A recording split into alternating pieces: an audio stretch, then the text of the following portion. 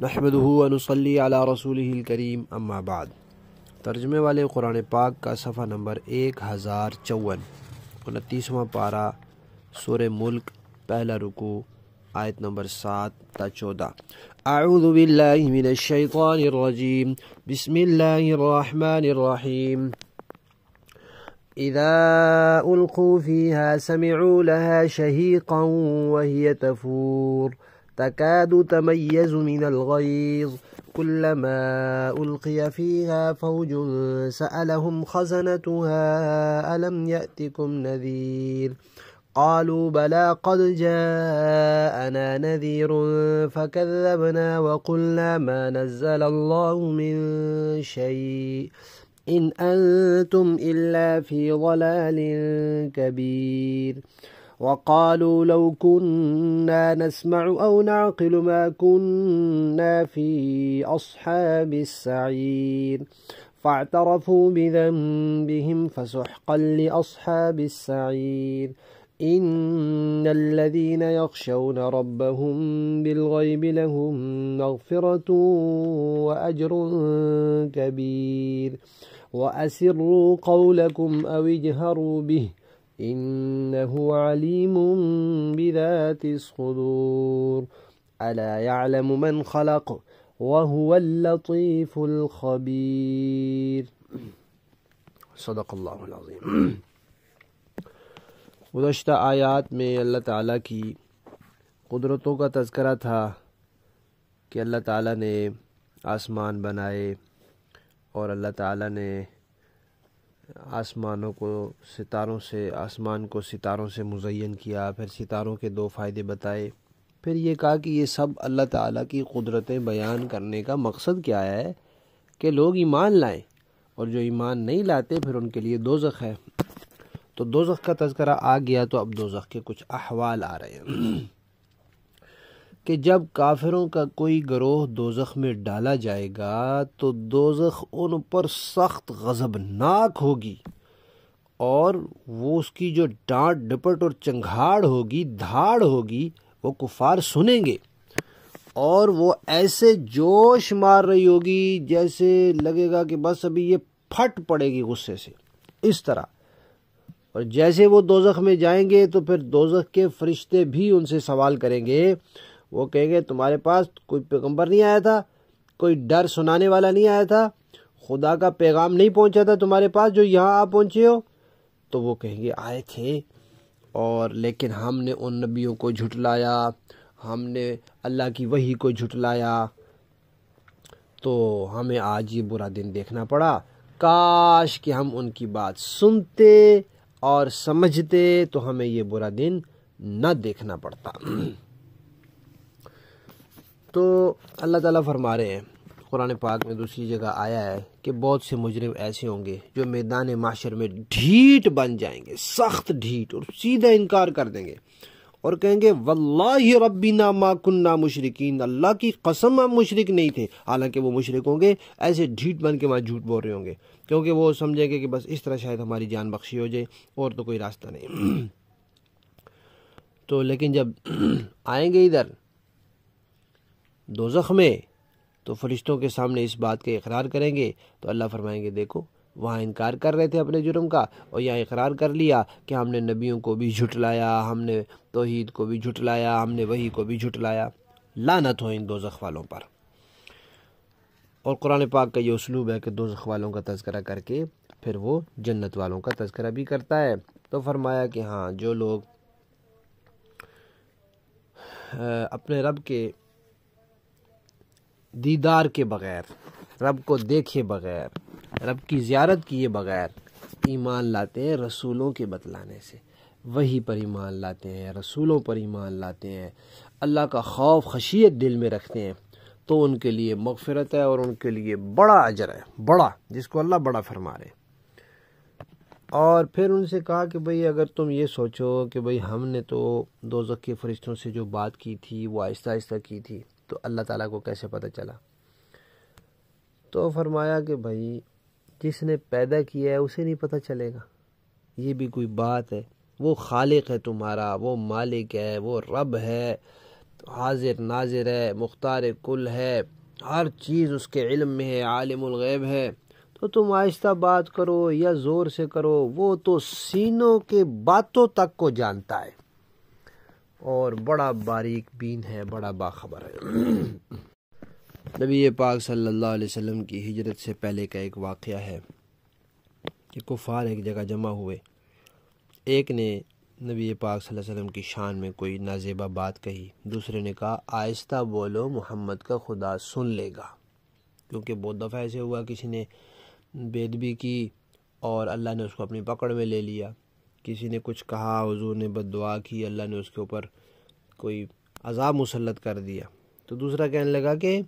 آہستہ بول محمد کا خدا سن لے گا۔ تو اللہ تعالیٰ نے فرمایا بھائی کتنی بے وقوفی کی بات ہے، بھائی آہستہ بولیں گے تو خدا نہیں سنے گا؟ دل کے اندر جو باتیں سوچتے ہو وہ تو خدا کو معلوم ہو جاتی ہیں، تو یہ کیوں نہیں معلوم ہوگی؟ تو آج کے سبق میں ایک تو دوزخ کے چند اوصاف آئے ہیں، ایک یہ کہ اس میں دھاڑ ہوگی، چنگھاڑ ہوگی، دوسرا یہ کہ وہ جوش مار رہی ہوگی، تیسرا یہ کہ وہ غصے سے پھٹ پڑنے کے قریب ہوگی، چوتھا یہ کہ اس میں فرشتے بھی سوال کریں گے، اس میں اور ذلت اور رسوائی ہوگی اور عذاب ہوگا۔ اس کے علاوہ ان کے جرائم بیان ہوئے، ایک یہ کہ انہوں نے نبیوں کو جھٹلایا، ایک یہ کہ انہوں نے اللہ کی وحی کو جھٹلایا، اور ایک یہ کہ انہوں نے نبیوں کی توہین کی اور ان سے کہا کہ آپ لوگ گمراہی میں ہیں، اور پھر ان کی ندامت کا بھی تذکرہ کیا ہے کہ وہ شرمندگی کا وہاں شرمندہ ہوں گے اور اپنا اعتراف کریں گے گناہوں کا، اور ان کی رسوائی اور ذلت کا بھی تذکرہ کیا ہے کہ اللہ کی طرف سے انہیں کہا جائے گا پھٹکار ہو، لعنت ہو تمہارے اوپر۔ اور جتنے یہاں دلائل ذکر کیے ان کا ثمرہ اور نتیجہ بھی ذکر کیا ہے کہ بھائی کوئی بات اللہ سے چھپ نہیں سکتی، ہر چیز اللہ کے علم میں ہے اور اللہ نے حساب لینا ہے اور اس کے مطابق اللہ نے معاملہ کرنا ہے، لہذا انسان کو دنیا میں سنبھل کر رہنا چاہیے۔ آج کے سبق میں دو لفظ آئے ہیں، نسمع او نعقل۔ نسمع کہتے ہیں سننا اور نعقل کہتے ہیں سمجھنا۔ نعقل عقل سے ہے، نسمع سماع سے ہے۔ تو سننا اور سمجھنا، خالی سننے کا کیا فائدہ جب تک بندہ اس کے مطابق عمل نہ کرے، خالی سمجھنے کا کیا فائدہ جب تک بندہ اس کے مطابق چلے نہیں۔ تو یہاں صرف زبان سے اقرار اور اس کو جان لینا اور اس کو سمجھ لینا یہ کافی نہیں ہے۔ مثال کے طور پہ ایک بچے نے ریاضی کا ایک سوال بہت اچھے طریقے سے سمجھ لیا، لیکن امتحان میں اس کے مطابق حل نہیں کیا، تو اس کو تو نمبر نہیں ملیں گے، وہ تو کامیاب نہیں ہوگا۔ اس نے سمجھ لیا تھا، اس کو یاد ہے، لیکن حل ہی نہیں کیا، تو پھر کیا فائدہ؟ اسی طرح مثال دی ہے حضرات مفسرین کرام نے کہ ایک آدمی کو بھوک لگی ہے اور اس نے پتہ ہے، اس کو معلوم ہے کہ کھانا کھانے سے بھوک مٹ جاتی ہے اور کھانا دستیاب بھی ہو گیا، اب وہ سارا دن بیٹھ کے کہہ رہا ہے کہ کھانا کھانے سے بھوک مٹ جاتی ہے، کھانا کھانے سے، تو یہ کہنے سے تو بھوک نہیں مٹے گی جب تک وہ کھانا کھائے گا نہیں۔ تو اسی طرح ایمان ہے، اسلام ہے، دین کے عقائد ہیں، اعمال ہیں، اخلاق ہیں، ان کو بندہ جانے، ان کے مطابق عقیدہ بنائے۔ مشرکین کے بارے میں یہ بات اللہ نے فرمائی ہے کہ یعرفونہ کما یعرفون ابناءہم، وہ پیغمبر کو جانتے تھے، ایسے جانتے تھے جیسے انسان اپنی اولاد کو جانتا ہے، ایسے جانتے تھے، لیکن جاننا کام نہیں آیا، تو ماننا کام آتا ہے۔ انسان جان لے اور عمل نہ کرے، جان لے اس کے مطابق عقیدہ نہ رکھے، جان لے اس کے مطابق عمل نہ کرے، تو یہ کام نہیں آتا۔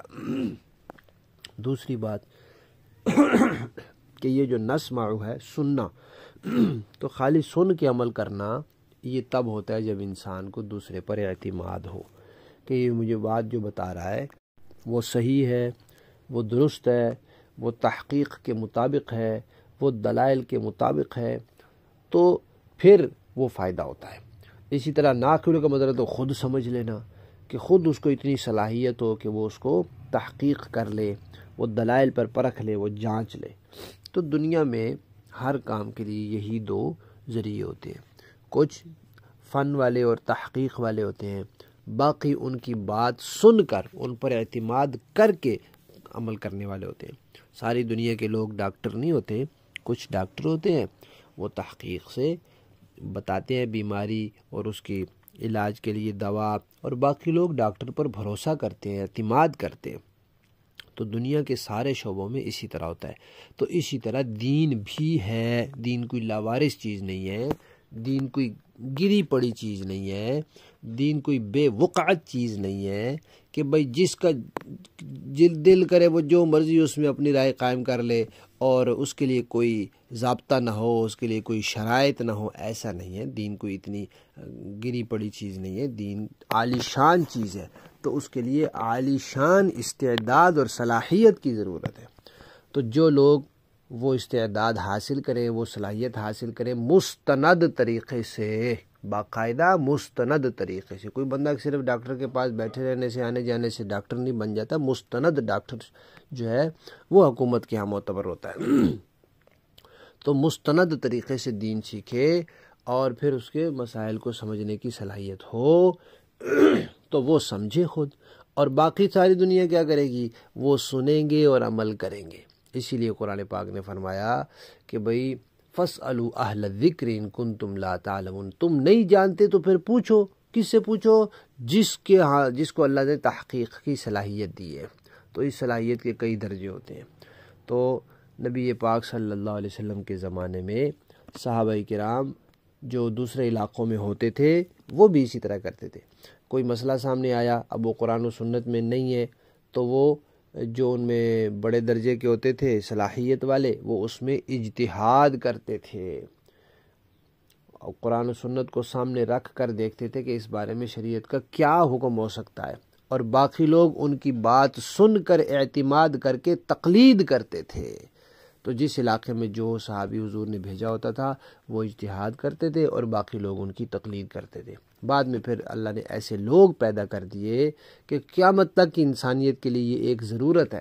اب ہر گاؤں، ہر دیہات، ہر شہر، ہر جگہ تو ایک مجتہد نہیں ہو سکتا تھا قیامت تک، تو اللہ نے اس کے لیے ایسے لوگ پیدا کر دیے کہ جو اجتہاد کر کے سارے مسائل کو مرتب کر جائیں اور بعد میں قیامت تک آنے والے لوگ اس سے فائدہ اٹھا سکیں۔ تو یاد رکھیں، دوزخ سے بچنے کا راستہ یہی ہے، یا تو انسان خود تحقیق کر سکے یا پھر تحقیق والوں کی تقلید کرے۔ اور تقلید کی تعریف لوگ کرتے ہیں بغیر دلیل کے بات ماننا، یہ غلط تعریف ہے۔ صحیح تعریف کیا ہے؟ وہ بات جو دلیل کے مطابق بتائی جائے، لیکن عمل کرنے والا وہ دلیل پوچھے نہیں، اس کے اعتماد پر عمل کر لے۔ جیسے ڈاکٹر جو بات بتاتا ہے وہ ڈاکٹری کی دلیل کے مطابق ہوتی ہے، لیکن ہم اس سے نہیں پوچھتے۔ تو ہمارے نہ پوچھنے کا مطلب یہ نہیں ہے کہ وہ دلیل کے بغیر ہوتی ہے یا دلیل کے خلاف ہوتی ہے یا فن ڈاکٹری سے لا علمی کی بنیاد پر ہوتی ہے، نہیں۔ یہ جو متعصب قسم کے لوگ ہیں، مسلمانوں میں تفریقہ ڈالنے والے اور ان کو قرآن و سنت سے دور کرنے والے، وہ اس طرح کی باتیں کرتے ہیں۔ فقہ کی مثال تو کہتے ہیں گائیڈ جیسی ہے کہ سکول میں بہت سی کتابیں ہوتی ہیں، ان سب کا خلاصہ اور نچوڑ جو ہے وہ گائیڈ میں آ جاتا ہے، تو وہ گائیڈ کوئی ان کے خلاف نہیں ہوتی، ان سے ہٹ کر نہیں ہوتی، لیکن انہی کا نچوڑ اس میں ہوتا ہے۔ لفظی معنی دیکھیں، اذا جب القو ڈالے جائیں گے، فیہا اس میں، سمعوا سنیں گے، لہا اس کی، شہیقاً چیخنے کی آواز، دھاڑ چنگھاڑ، وہیا اور وہ دوزخ، تفور جوش مار رہی ہوگی، تکادو قریب ہے کہ تمیزو پھٹ پڑے، من الغیظ غصے سے، کلما جب بھی القیا ڈالا جائے گا، فیہا اس میں، فوجن کوئی گروہ، سألہم تو سوال کریں گے ان اس گروہ سے، خزنتوہا دوزخ کے دروغے، الم یأتکم کیا نہیں آیا تھا تمہارے پاس، نذیر کوئی ڈرانے والا، قالو تو کہیں گے وہ، بلا کیوں نہیں، قد جاءنا پکی بات ہے کہ آیا ہمارے پاس نذیر ڈرانے والا، لیکن فکذبنا ہم نے جھٹلا دیا اسے، وقلنا اور ہم نے یہ بھی کہہ دیا، ما نزل اللہ نہیں اتاری اللہ نے، من شیء کوئی بھی چیز، وہی کا بھی انکار کر دیا، ان انتم آگے سے توہین بھی کی